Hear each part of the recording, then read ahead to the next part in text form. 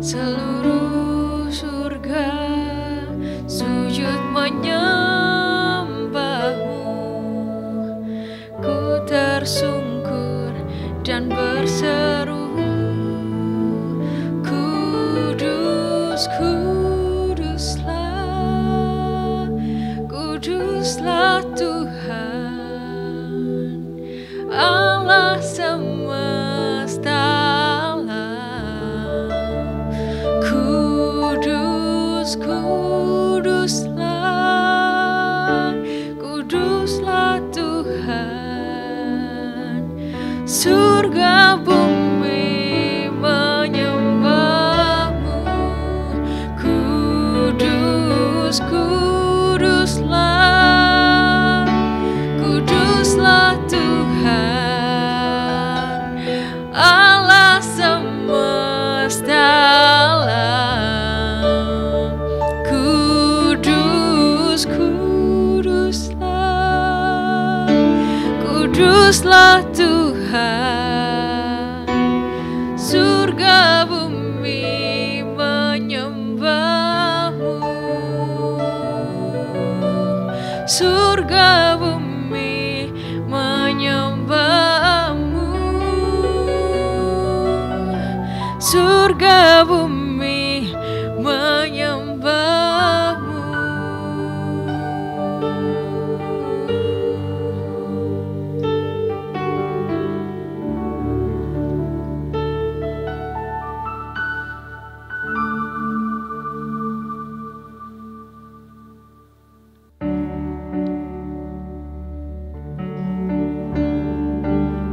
Let our King be lifted up. Let our King be lifted up.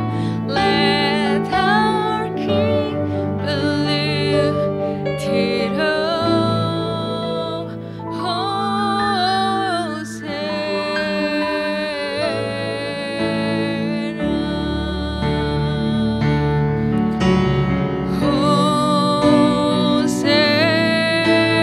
Hosanna, in the highest.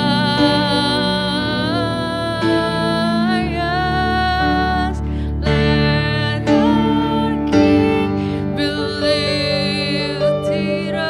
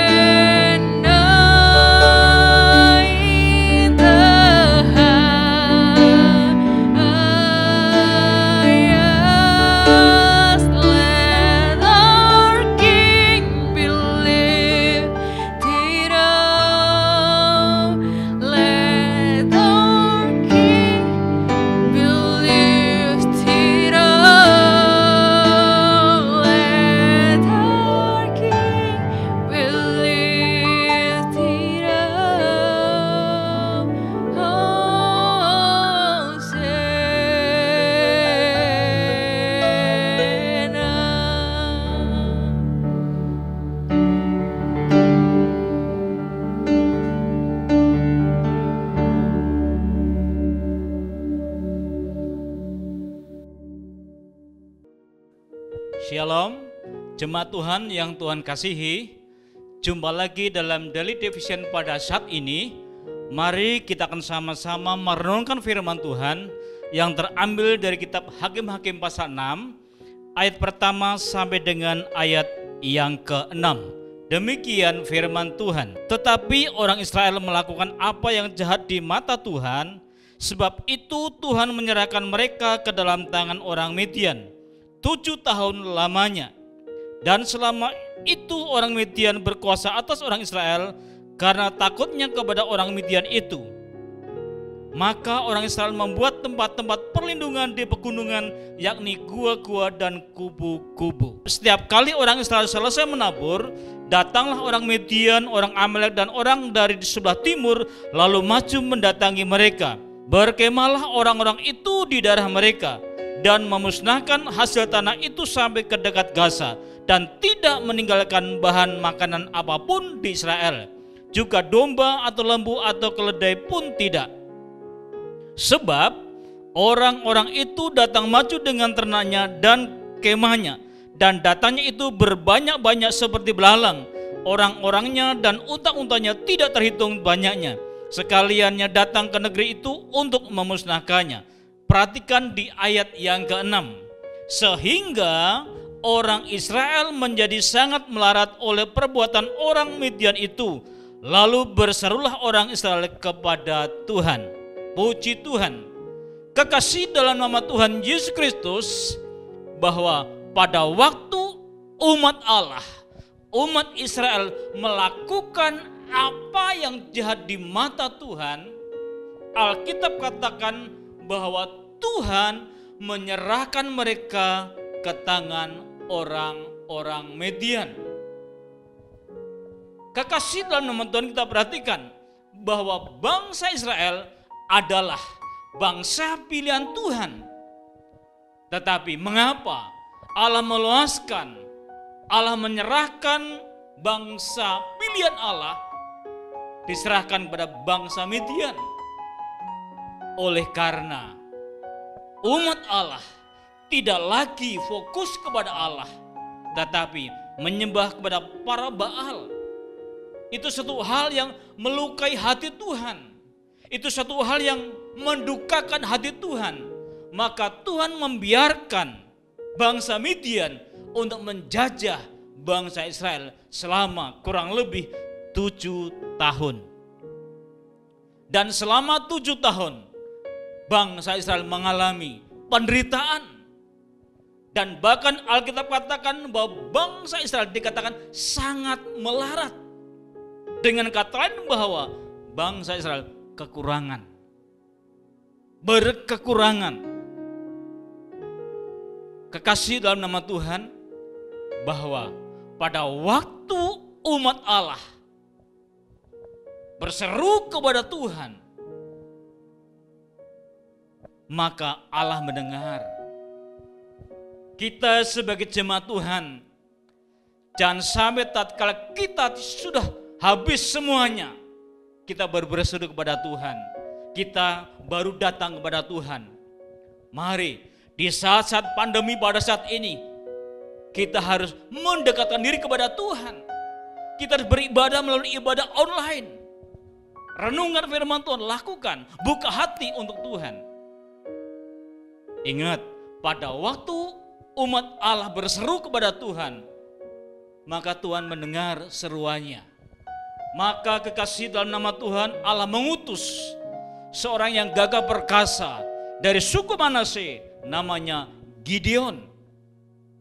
Kalau kita baca di ayat yang ke-14, lalu berbanglilah Tuhan kepadanya dan berfirman, pergilah dengan kekuatanmu ini dan selamatkanlah orang Israel dari cengkeraman orang Midian. Bukankah aku mengutus engkau? Saudaraku yang kekasih dalam nama Tuhan, bahwa Allah pakai kehidupan Gideon untuk membebaskan bangsa Israel yang sudah 7 tahun dijajah, dikuasai oleh bangsa Midian. Dan dikatakan, bukankah aku mengutus engkau? Kekasih dalam nama Tuhan, mari pada saat ini, ketika Tuhan berfirman kepada saudara, aku mengutus engkau untuk orang-orang yang membutuhkan pertolongan, jangan keraskan hatimu. Buka hatimu. Responi perintah Allah. Pada waktu kita meresponi perintah Allah, maka Allah akan berkarya. Mungkin melalui doa kita, maka orang lain bisa terbebaskan. Melalui harta kekayaan kita yang kita miliki, uang kita berikan kepada yang membutuhkan. Mereka akan terlepas, mereka akan terbebas. Kekasih dalam nama Tuhan, tepatnya di tahun 1985, pada bulan yang ke-6. Pada waktu itu ada tim dari Jakarta, dan salah satu tim anak Tuhan pakai dalam karunia nubuatan. Dikatakan, anakku, aku akan pakai engkau, aku akan memanggil engkau untuk melayani aku. Pada waktu itu firman Tuhan datang dalam pribadi saya, Pak Andreas Sunario. Dan saya dengar, dan pada waktu saya mendengar, memang saya ada keraguan. Kenapa? Biaya dari mana saya harus membiayai masuk teologi? Sedangkan di SMP saja waktu sekolah, SPP-nya saja selalu nunggak. Tetapi Allah kita Allah yang luar biasa. Pada waktu saya membuka hati meresponi firman Tuhan, maka Tuhan pakai seorang penginjil dari Yogyakarta. Maka saya dibawa ke Jogja, diproses 5 bulan, dan saya masuk sekolah Alkitab, itu sekolah Alkitab penyebaran Injil. Dan saya dipraktekkan di Jakarta, di Sumatera Barat, di Brastagi, dan lanjut ke Pangkal Pinang. Luar biasa. Pada waktu saya meresponi firman Tuhan, Tuhan buka jalan. Tuhan buka jalan. Dan puji nama Tuhan, sampai sekarang saya tetap ada di dalam ladangnya, ada dalam pelayanan. Nah, kekasih dalam nama Tuhan Yesus Kristus, pada waktu Allah mengutus Gideon, ternyata Gideon membawa pasukan yang sangat banyak. Kurang lebih ada 32.000 orang yang mau bersama-sama dengan Gideon untuk melawan bangsa Midian. Dan Tuhan katakan, kalau kita baca ayat selanjutnya, Tuhan katakan, Bapak Ibu Saudaraku yang kasih dalam nama Tuhan, bahwa apa yang dibawa oleh Gideon, ataupun maksud saya Gideon bersama-sama dengan para prajuritnya, itu terlalu banyak. Maka kekasih dalam nama Tuhan, kalau kita baca di dalam Hakim-Hakim pasal 7, di ayat yang ketiga, demikian firman Tuhan. Maka sekarang serukanlah kepada rakyat itu demikian, siapa yang takut dan gentar, biarlah ia pulang enyah dari pegunungan Gilead. Lalu pulanglah 22.000 orang dari rakyat itu, dan tinggallah 10.000 orang. Gideon membawa 32.000 orang. Ternyata firman Tuhan berkata kepada Gideon, bagi yang gentar dan bagi yang takut, pulang tinggalkan Gilead.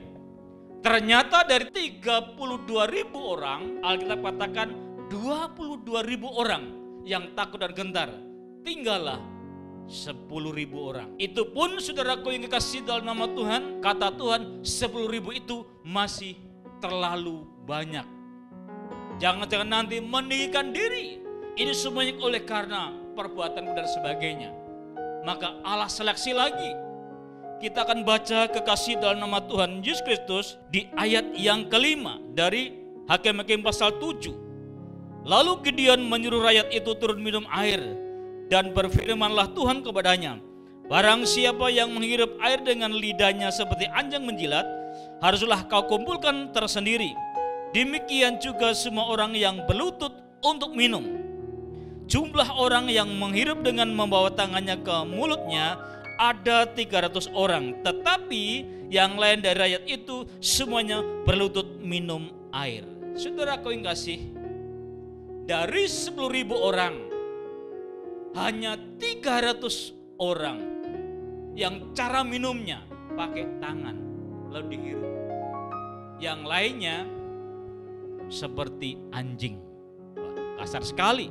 Ya memang ini firman Tuhan. Dia menjilat langsung ya dengan lidahnya. dan puji nama Tuhan. Kekasih dalam nama Tuhan Yesus Kristus, pada waktu Allah menyeleksi dari 32.000 orang menjadi 10.000 orang, lalu Tuhan seleksi lagi menjadi 300 orang. Berbekal dengan 300 orang, Gideon, saudaraku yang kasih dalam nama Tuhan Yesus Kristus, melangkah. Gideon melangkah. Kenapa? Karena Gideon tahu persis bahwa Allah menyertainya. Dan bahkan Gideon sudah membuktikan bahwa Allah menunjukkan keajaibannya. Allah menunjukkan kehebatannya. Dan ada 2 tanda yang Gideon minta. Itu bukti dari penyertaan Tuhan.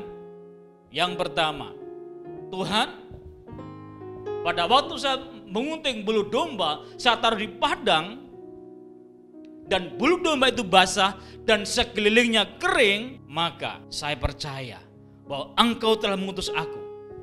Ternyata kekasih dalam nama Tuhan Yesus Kristus, di pagi hari Gideon melihat guntingan bulu domba yang ada di padang basah, dan bahkan ketika diperas airnya keluar 1 cangkir, luar biasa, tetapi sekelilingnya kering. Nah, sebaliknya hal yang kedua, Gideon minta tanda. Tuhan, jangan marah ya, sekali ini saja Tuhan. Kekasih dalam nama Tuhan Yesus Kristus, Gideon minta tanda. Guntingan bulu domba pada waktu ditaruh di padang itu harus kering dan sekelilingnya basah dengan embun. Ternyata pada waktu Gideon meneliti dan bahkan melihatnya, guntingan bulu domba itu kering dan sekeliling ataupun tanah sekeliling guntingan bulu domba itu basah, berembun. Jadi dengan 2 peristiwa itu, 2 mujizat yang berbeda, maka Gideon yakin akan pertolongan Tuhan. Gideon yakin akan kasih Tuhan. Dan pada waktu Gideon bersama-sama dengan 300 orang yang membawa obor dan membawa, saudaraku yang kasih dalam nama Tuhan, peralatan, bukan peralatan perang, tetapi peralatan yang dari Tuhan. Peralatan yang dari Tuhan. Mari kekasih dalam nama Tuhan Yesus Kristus, kita akan baca kembali. Kita akan baca kekasih dalam nama Tuhan Yesus Kristus di ayat yang ke-8. Dari rakyat itu mereka mengambil bekal dan sangkakala. Demikianlah seluruh orang Israel disuruhnya pergi masing-masing ke kemahnya, tetapi ketika 300 orang itu ditahannya. Adapun perkemahan orang Midian ada di bawahnya di lembah. Saudaraku yang kasih, yang dibawa adalah obor dan sangkakala. Bukannya pedang, bukannya tombak, tetapi obor dan sangkakala. Luar biasa. Pada waktu sangkakala ditiup, pada waktu obor dipecahkan, maka musuhnya orang-orang Midian, ternyata mereka lari tunggang langgang, lari meninggalkan Israel. Luar biasa. Maka dari itu, saudaraku yang kasih dalam nama Tuhan, sekarang kita jangan melihat apa yang kita miliki, tetapi apa yang ada dalam tangan kita serahkan kepada Tuhan. Maka kekasih dalam nama Tuhan Yesus Kristus, semua itu akan indah di tangan Tuhan. Semua itu akan indah saat kita menyerahkan kepada Tuhan dengan penucapan syukur. Seperti Gideon, pada waktu dia mengandalkan suara Tuhan, dia melakukan apa yang sesuai dengan firman Tuhan, maka Gideon menerima berkat. Gideon menerima kemenangan. Dan kalau kita baca di pasal yang ke-8, nah kita akan baca dalam kitab Hakim-Hakim pasal 8, ayat yang ke-28. Demikian firman Tuhan. Demikianlah orang Midian tunduk kepada orang Israel dan tidak dapat menegakkan kepalanya lagi. Maka amallah negeri itu 40 tahun lamanya pada zaman Gideon. Alkitab katakan bahwa orang-orang Midian tunduk dan tidak bisa menegakkan kepalanya. Oleh karena telah dikalahkan oleh Gideon dan orang-orang yang bersama-sama dengannya. Jadi jelas saudaraku yang kasih, bahwa di mana ada roh Allah, saudaraku yang kasih, maka disitulah ada kebebasan. Di mana ada roh Allah, di situ ada kemerdekaan. Nah, kita baca di dalam pasal yang ke-6 ayat yang ke-34. Dari Hakim-Hakim pasal 6 ayat yang ke-34. Dikatakan demikian, pada waktu itu roh Tuhan menguasai Gideon. Nah, luar biasa. Roh Tuhan menguasai Gideon. Biarlah hidupmu dikuasai roh Tuhan. Maka tantangan seberat apapun yang saudara hadapi, Andalah pemenangnya. Andalah menjadi pemenang. Karena apa? Karena roh Tuhan mengurapi hidupmu. Maka dari itu Bapak Ibu Saudaraku yang kasih, jangan dugakan Roh Kudus. Dia memberi penolong, dia yang memberikan kemenangan. Dan bagi setiap anak-anak Tuhan yang mengandalkan Tuhan, maka kemenangan sudah Tuhan jamin. Tuhan memberkati. Kita satu dalam doa.